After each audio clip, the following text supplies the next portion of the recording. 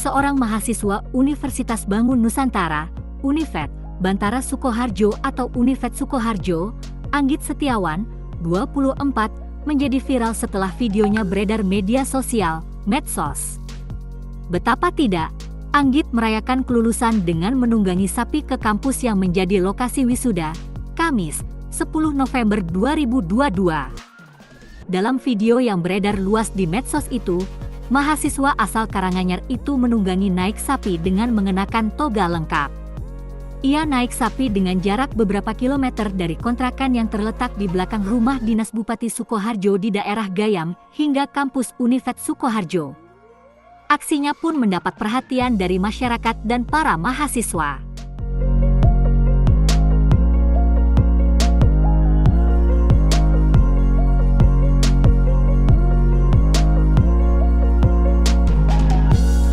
Terima kasih sudah nonton. Jangan lupa like, subscribe, dan share ya.